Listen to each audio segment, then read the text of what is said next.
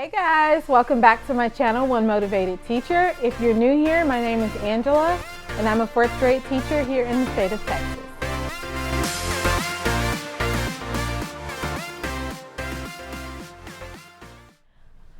Okay, so today I'm going to be sharing 7 Start Smart tips for new teachers, or if you're a teacher that happens to be in a new school district, I want to share with you 7 tips that will help you start the school year right.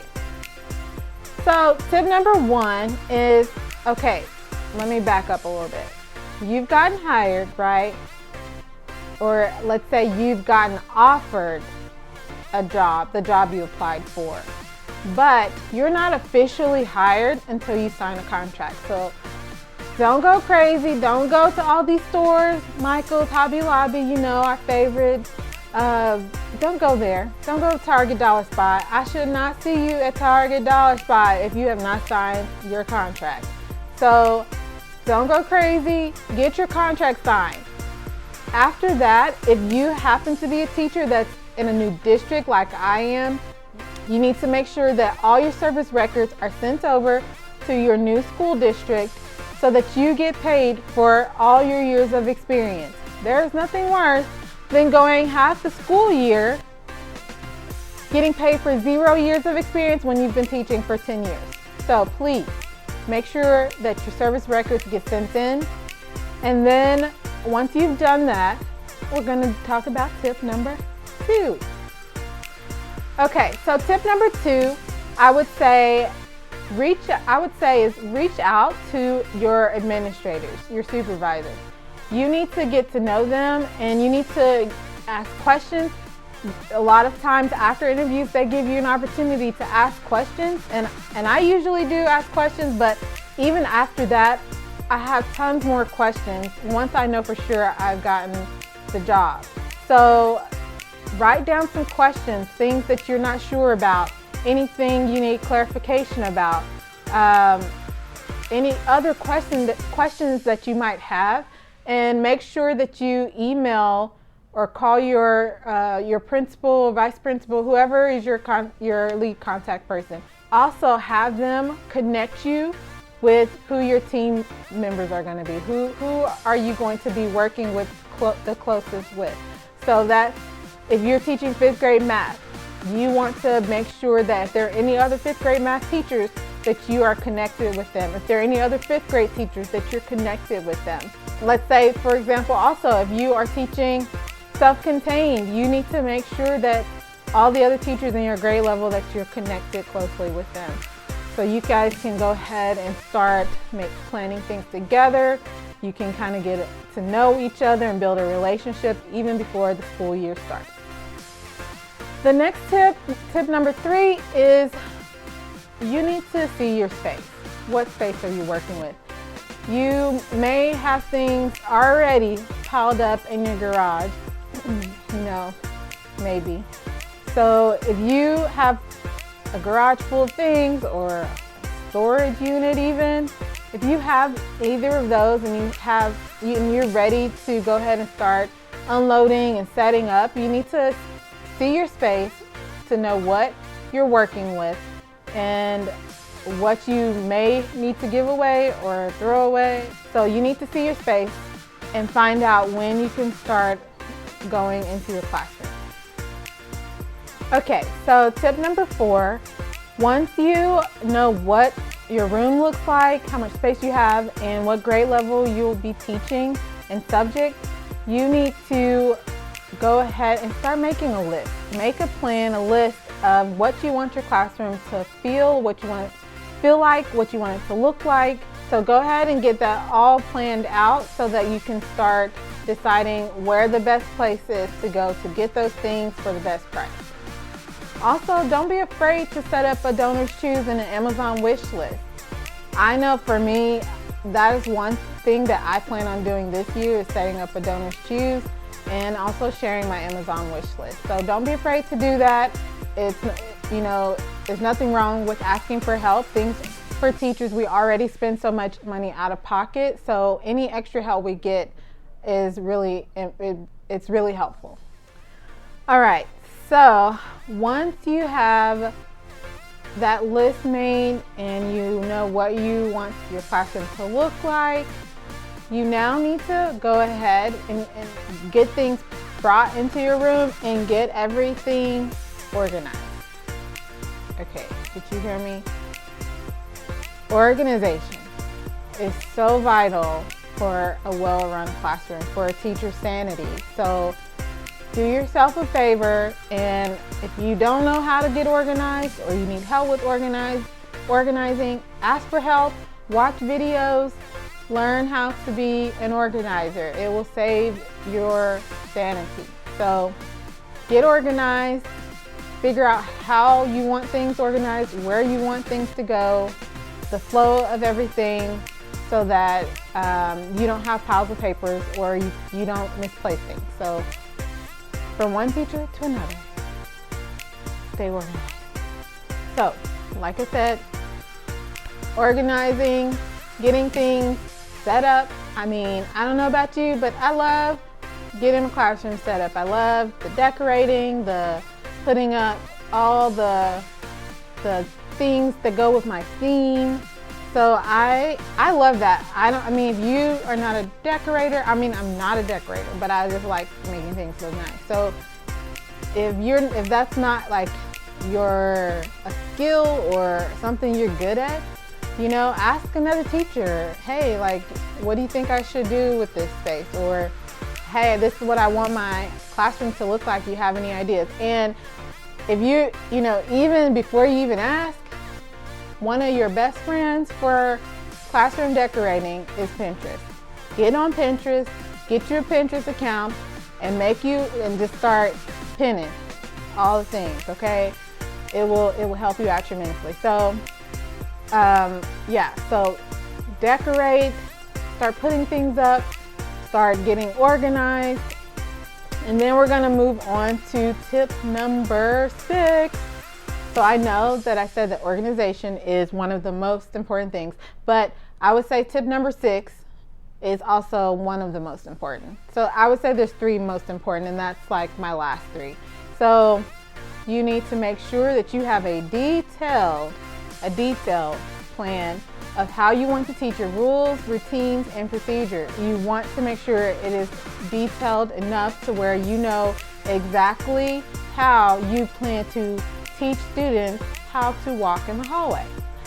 That they know exactly how they are to come in the room in the morning, how they're supposed to sit at their seat.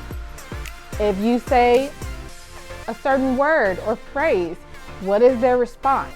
So you need to make sure that you know how you want to teach it, when you're going to teach it, and how often you're going to refresh them on your expectations. So I would say that is vital. I had the privilege of working at a school where I had to do that.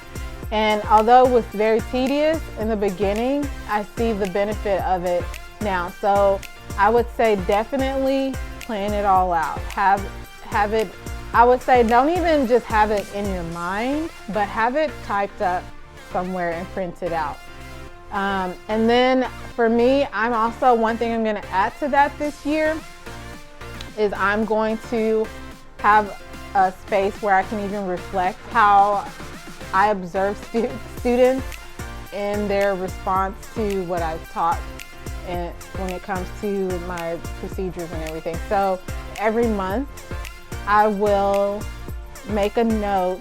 I'll write down a little reflection that, you know, this month I noticed that these procedures or rules or expectations were not followed as well as I thought. And then I'll want to say, well, was I consistent in my expectations? Did I teach it explicitly, or did I just verbally say it? So I'm also holding myself more accountable. And then if I did everything right, what is another way I can teach it to them, do it so that, or model it so that they really understand what I'm expecting from them. All right, so tip number 7, my last tip, you guys, is also one of the most important. It's not, okay, I know you can't say that everything is the most important, but tip number 7 is very important. One thing you have to know as a teacher is your content. What you are teaching your students. You need to know it so that when you are presenting the content to them, you have a very strong grasp on it. Not just that I know that I'm teaching main idea, but I know, one, how I'm going to teach it, what resources I'm going to use to teach it, and how is it tested? What language do I need to use? What vocabulary do they need to know?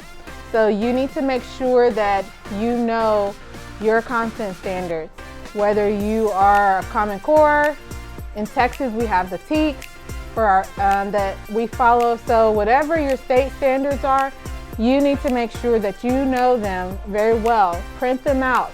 Make notes about what of ideas that you want to use to teach it, of resources that you should go to get help with teaching that. So you need to make sure that you know your content standards.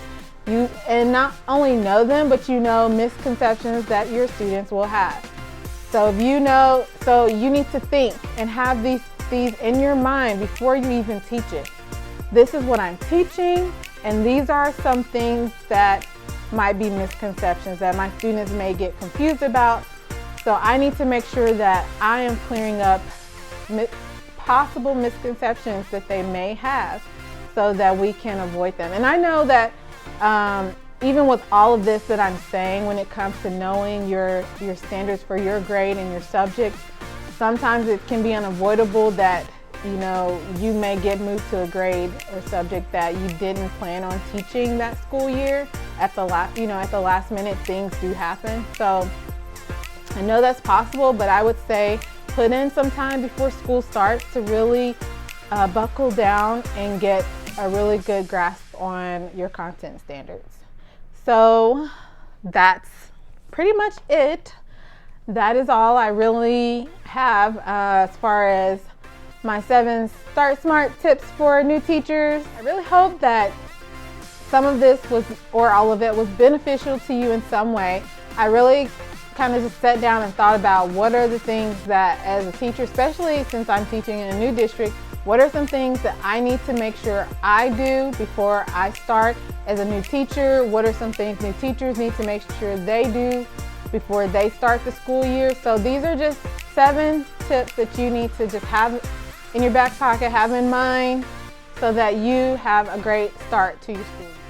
All right, guys, that's it. Those are my 7 Start Smart tips for back to school. I hope you benefited in some way from this information and that you find it useful.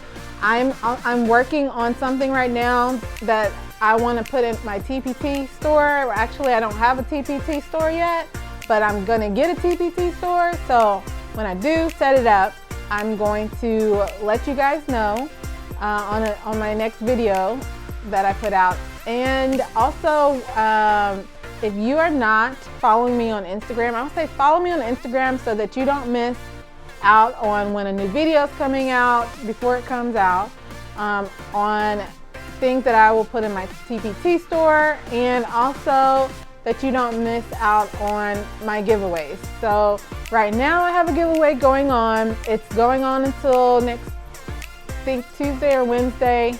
And I have several gifts. What do I have? So I have a 24 count flare pen set, because we gotta have our flare pens, and a motivational water bottle, because you need to stay hydrated, okay? And then another thing I'm giving away is a rolling cart, the Lexington rolling cart that you guys may see when you go to Michael's. I have a black one that I have, and I probably will get another one because I have a problem. But anyway, so rolling cart, and then I'm giving away a $50 Visa gift card, okay? You need the money. We all need the money. I need the money. So anyway, $50 gift card. So I think I said all the things. If I missed something, go check out my Instagram, One Motivated Teacher, and follow. There's instructions to follow on how to be entered for this giveaway. I'm really excited about it. I love giving, I love sharing. So this is really exciting that I'm able to do this. So please go ahead, follow me on Instagram so that you don't miss out on this giveaway and on the next giveaway that I do. And with that being said, I do believe that I had a giveaway from the last video. I was giving away the teacher t-shirt, the t-shirt that said teacher and it has the definition. So if you watched my last video and you left me a comment, you were entered in for that free t-shirt. So drum roll please. The winner of the teacher t-shirt is, congratulations. I will be in contact with you and I will let you know when I send that out and give you a tracking number and all of that so you can be on the lookout for that t-shirt. Thank you so much for following my channel and for your support, and I hope you enjoy it. All right guys, so that is all I have for today, and be on the lookout. I'm working on some other stuff for my next videos that I put out that I hope you guys enjoy. So with that being said, I just want to wish you guys a wonderful and blessed rest of your day. Thanks for everything. Bye.